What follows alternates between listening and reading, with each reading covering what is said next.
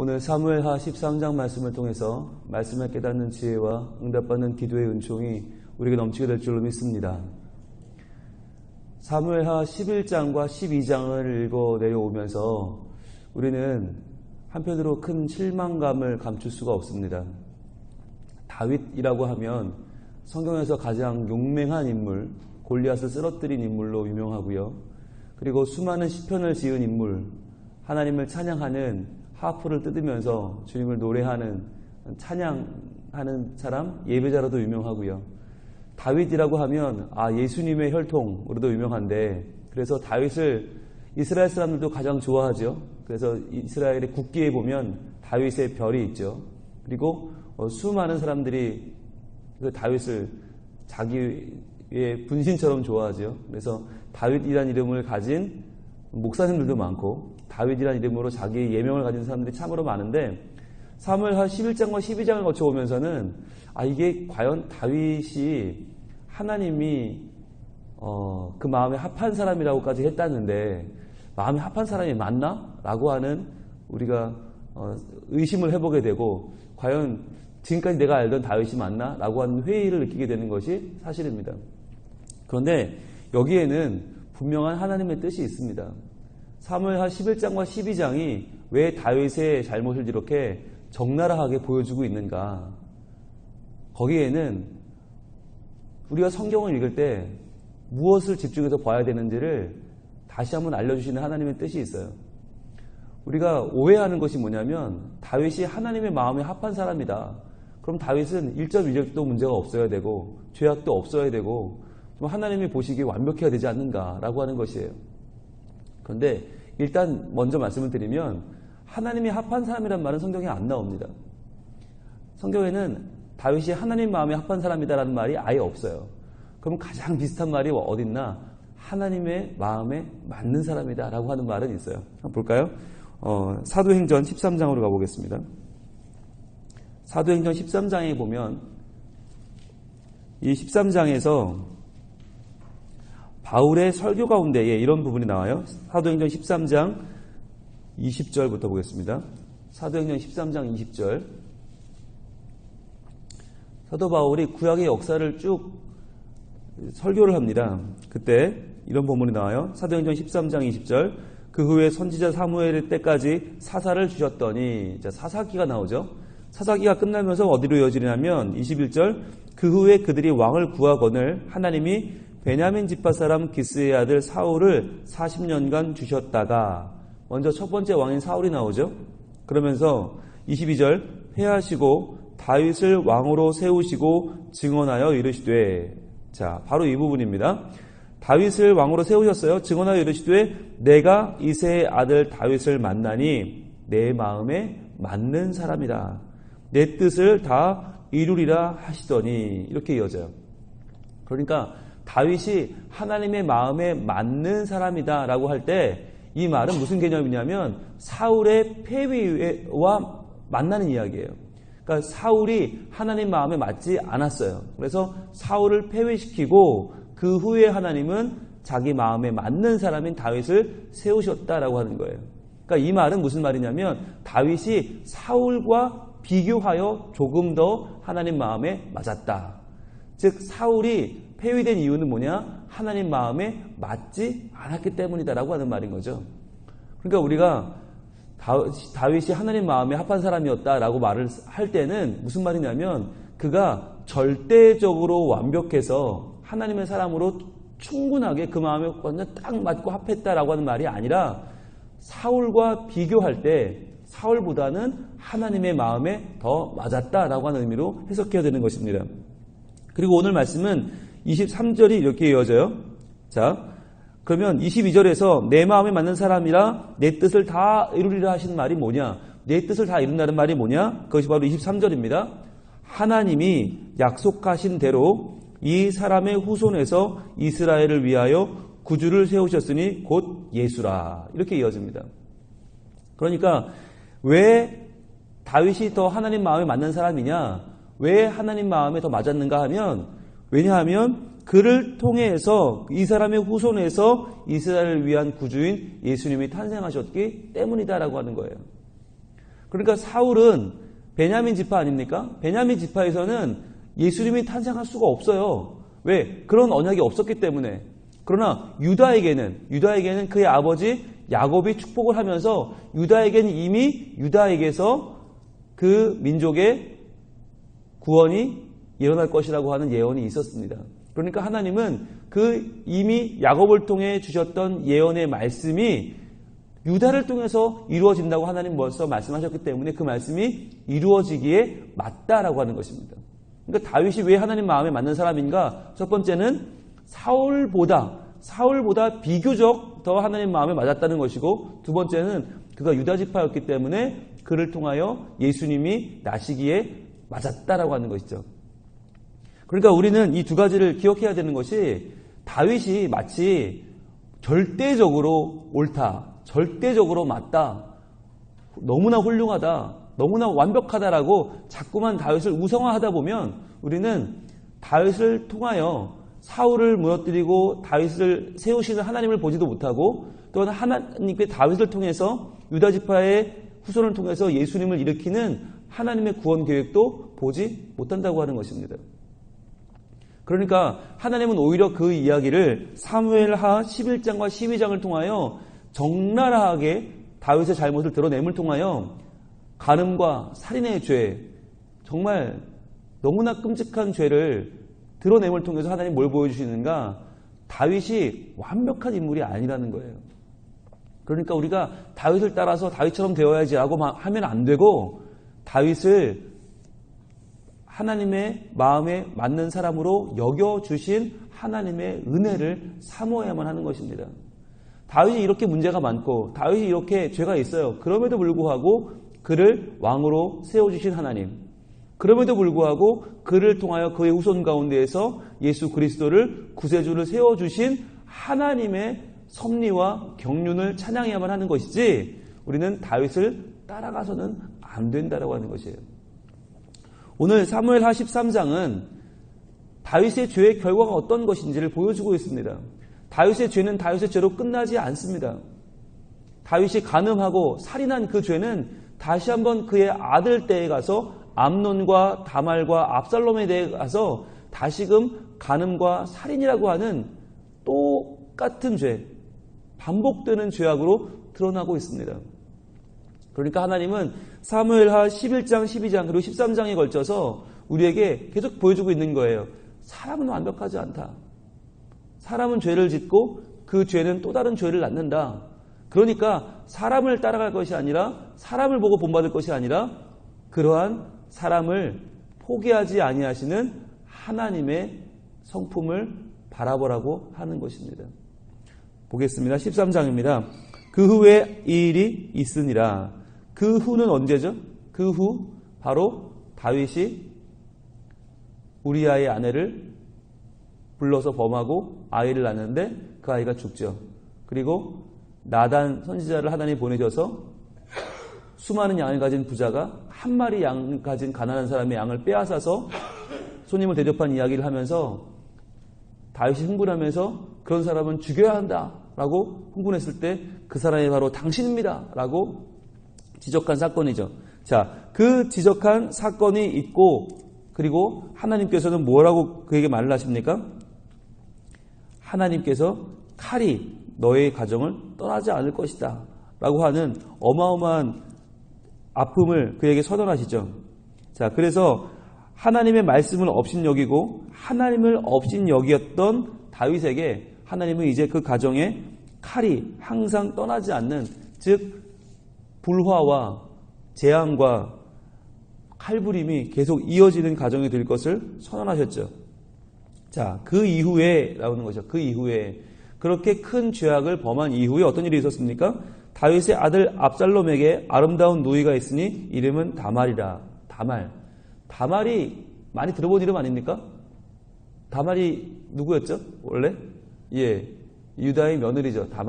다말은 종려나무 열매란 뜻입니다. 그러니까 이 당시에 종려나무 열매는 가장 달고 가장 탐스럽고 가장 보암직도 하고 먹음직도 한 열매죠. 그러니까 다말이라는 이름을 가진 여인들은 다 이뻤던 것 같아요. 자, 다말이라 다윗의 다른 아들 암논이 그를 사랑하나 그는 처녀이므로 어찌할 수 없는 줄을 알고 암논이 그의 누이 다말 때문에 울화로 말미암아 병이 되니라. 자, 이복 남매 가운데 지금 사랑이 싹 텄는데 이 암논의 사랑은 어떤 사랑입니까? 육체적인 사랑이고요. 이것은 그의 안목의 적용이죠. 왜냐하면 이 암논이 이복 누이 다말을 사랑한 것은 그녀의 성품이나 그녀의 내면에 관련된 일이 전혀 아니었습니다. 오직 아름다웠기 때문에, 아름다운 누이였기 때문에 암논이 그를 사랑했다. 그리고 처녀이므로 어찌할 수 없는 줄을 알고, 자, 처녀, 이게 그 처녀인 공주를 보호하는 장치가 있었겠죠. 그러니까 어떻게 할 수가 없는 거예요. 그래서 울화로 말미암아 병이 되었다. 여러분, 이 울화로 말미암아 병이 된다. 정말 그 사람을 내면적으로 사랑하고 그 사람과의 아름다운 사랑을 꿈꾼다면 이것이 웬만해선 울화로 말미암아 병이 되지 않죠. 울화로 말미암아 병이 되었다는 말은 뭐냐면 내가 왕자인데, 내가 이 나라의 왕이 될 계승자인데 내가 내 맘대로 할 수 없는 게 있다니 분하다. 이거 아니겠어요? 그러니까 다말이 공주만 아니었으면 당장 자기가 그 여인을 불러서 자기 아내를 삼으면 되는데 공주기 때문에, 아버지의 딸이기 때문에 지금 손을 못 대고 있는 게 너무너무 아쉬워서 이게 화가 되는 거죠. 울화가 치밀어 병이 된 거죠. 그때 암논에게 요나답이라 하는 친구가 있으니 그는 다윗의 형 시므아의 아들이요 심히 간교한 자라. 심히 간교한 친구가 있어요. 사촌인데 그는 사촌이면서 심히 간교한 자였어요. 4절, 그가 암논에게 이르되 왕자여 당신은 어찌하여 나날이 이렇게 파리하여 가느냐, 내게 말하여 주지 아니하겠느냐 하니 암논이 말하되 내가 아우 압살롬의 누이 다말을 사랑함이니라 하니라.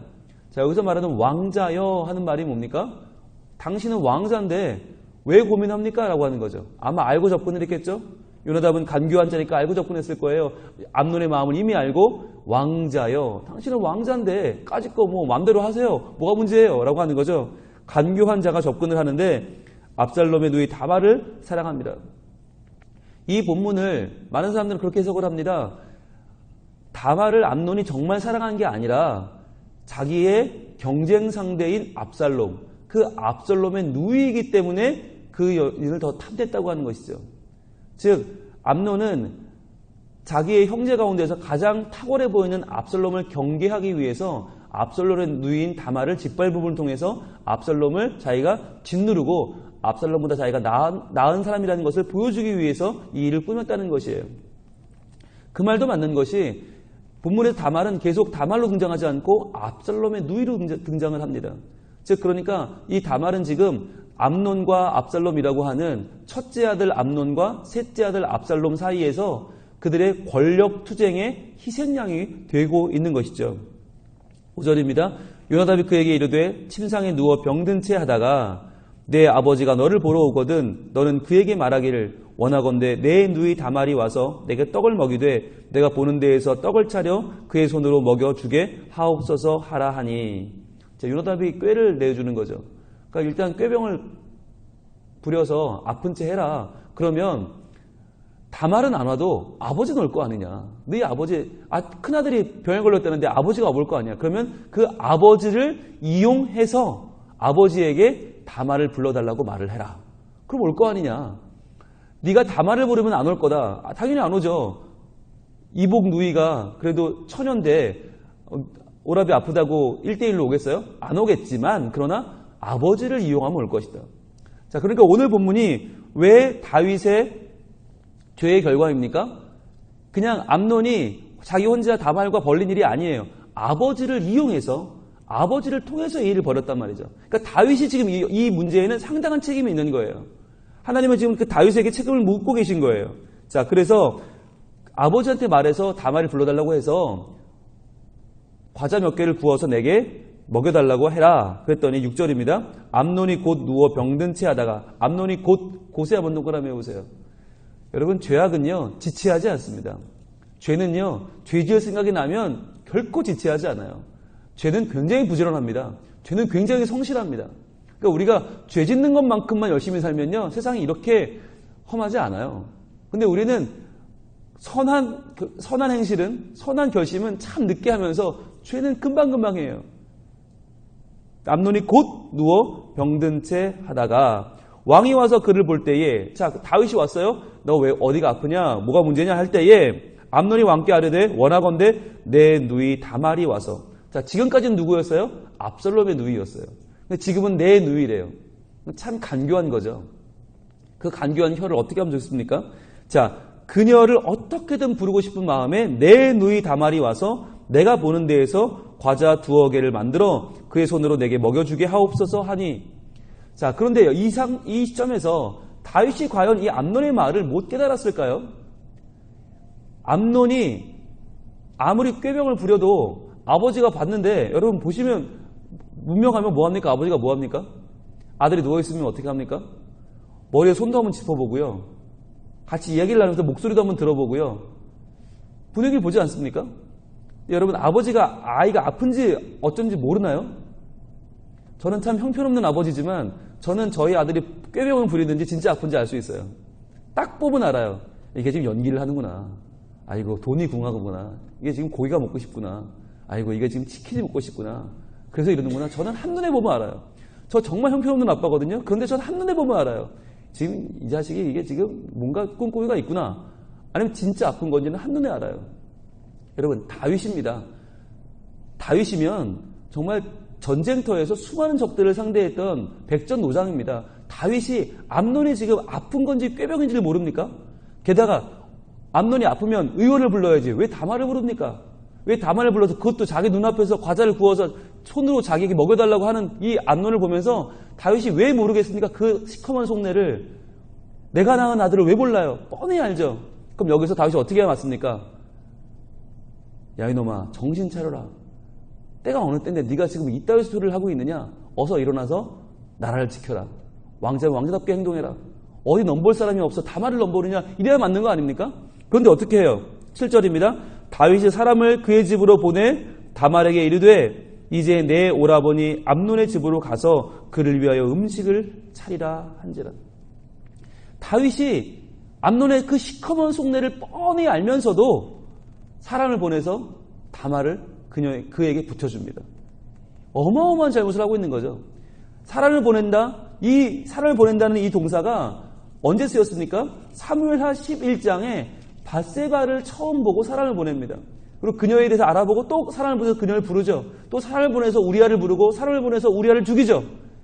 다윗이 왕으로서의 지위를 이용해서 모든 악한 일을 행할 때 썼던 표현이 바로 사람을 보내어입니다.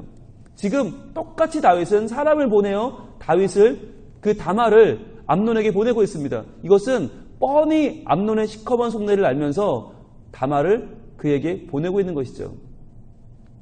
지금 이 본문은 절대적으로 사무엘하 11장, 12장과 13장이 결코 다르지 않음을 보여주고 있는 것입니다. 결코 이것이 별개의 사건이 아님을 보여주는 것입니다. 암논은 자기 혼자 이 일을 벌린 것이 아니라 아버지 다윗을 통해서 이 범죄를 저지릅니다. 다윗은 마치 아무것도 모르는 사람처럼 이 범죄의 연결고리가 됩니다. 죄란 사람의 눈을 가립니다. 내가 그 죄를 범했기 때문에 그 죄가 범해지는 현장에서 더 견고하게 설 수 없는 것입니다. 내가 이미 무너졌기 때문에 내 자녀가 그 일을 벌이는데 그것을 냉철하게 바라보지 못합니다. 그리고 그것을 지적하지 못합니다. 그것을 만천하에 드러내지 못합니다. 왜냐하면 내가 그 죄인이기 때문에, 내가 그 죄를 범했기 때문에, 내가 간음의 죄가 있기 때문에 내 아들이 간음을 저지르려고 하는 그 의도 자체를 아버지는 알면서 끊어내지 못하는 것입니다. 알면서도 지적하지 못하고 알면서도 그것을 냉철하게 판단하지 못하는 것입니다.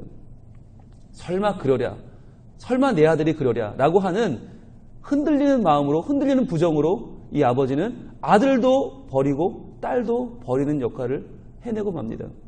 그래서 결국 암논은 다말을 그 간교한 꾀로, 요나답의 꾀로 범죄하고 그녀를 범하고 말고요. 그녀는 괴로워하다가 결국 그 오빠인 압살롬이 암논을 죽이는 살인의 열매가 맺어지는 것입니다.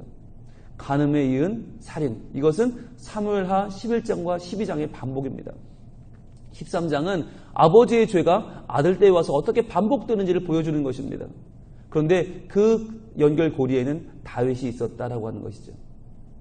그러니까 우리가 본문을 읽으면서 얼마나 우리는 정말 죄에 대해서 노출되어 있는가, 얼마나 우리는 죄에 대해서 아무렇지 않게 그 죄를 먹고 마시고 있는가, 얼마나 우리는 그 죄가 반복될 때 그 죄를 끊어내지 못하고 계속 내 죄를 연이어 반복하면서 하나님 마음을 아프게 하고 다른 사람의 삶을 갉아먹는 인생으로 살아가고 있는가를 돌아봐야 하는 것입니다. 그리고는 회개해야 되는 것이죠. 하나님, 죄를 끊을 수 있는 능력을 주시옵소서. 다윗은 분명 회개했어요. 다윗은 분명 회개하고 새로워졌지만, 그러나 죄가 반복될 때 그것을 끊어내지 못하고 그 죄를 그저 바라만 보고 있다가 더 큰 죄의 열매를 맺는 형편없는 죄인으로 살았다는 것입니다. 오늘 본문을 보면서 우리의 연약함을 봅니다. 우리의 미약함을 봅니다. 죄가 반복될 때 그 죄를 어찌할 수 없어서 또 반복하고 그 죄에 끌려다니는 우리의 모습을 봅니다. 어찌해야 됩니까? 기도해야 되는 것이죠. 하나님 도와주옵소서. 하나님, 저는 죄를 이길 힘이 없습니다. 하나님, 저는 죄를 어찌 감당할 수 없습니다. 하나님, 도와주셔서 이 죄 가운데서 우리가 이 죄를 끊어내고 하나님 편으로 설 수 있도록 도와주옵소서. 멀리 갔더니 피곤하고 고나요. 슬프고 또 외로워 정처 없이 다닙니다.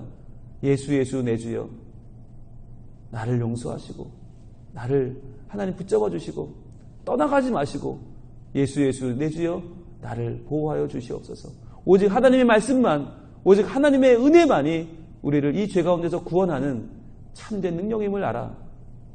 지금까지 내가 살았던 나의 경험과 지식이 아니라 오직 하나님 말씀에 의지해서, 하나님의 은혜에 의지해서 우리의 죄를 끊어내고 다시 한번 하나님의 사람으로서의 삶을 살아가는 그 참 능력을 주님께 받아 오늘 하루를 살아내고 올 한 해를 살아내는 믿음의 사람으로 다시 한번 우뚝 서기를 우리 하나님 원하고 계십니다. 기도하겠습니다. 하나님, 다윗의 죄가 그에게서 끝나지 않고 간음의 죄가, 살인의 죄가 지금 반복되고 있는 것을 봅니다. 하나님, 우리는 누구도 하나님 마음에 합한 자가 아니고, 우리는 누구도 완벽하지 않고, 우리는 누구도 죄가 없는 자가 아님을 오늘 말씀을 통하여 다시 한번 보게 됩니다.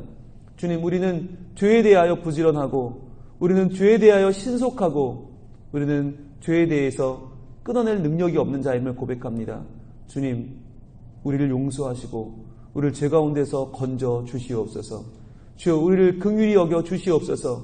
그리하여 이 수많은 죄 가운데에서 오직 하나님 바라보며 오직 하나님의 은혜를 사모하며 하나님의 구원의 손길을 붙잡고 살아가는 주의 백성으로 살게 하여 주옵소서. 그리하여 주님, 우리 삶을 온전케 하시고 우리를 구원하기를 원하시는 하나님의 능력의 손길이 우리의 삶을 덮어 온전히 우리를 새롭게 하고 우리를 하나님의 자녀로 삼으시는 하나님의 그 은혜의 손길이 우리와 함께하는 복된 날이 되게 하여 주시옵소서. 주여, 우리를 용서하시고 주여, 나를 용서하시고 하나님의 뜻을 행하여 주시옵소서. 예수님 이름으로 기도합니다. 아멘.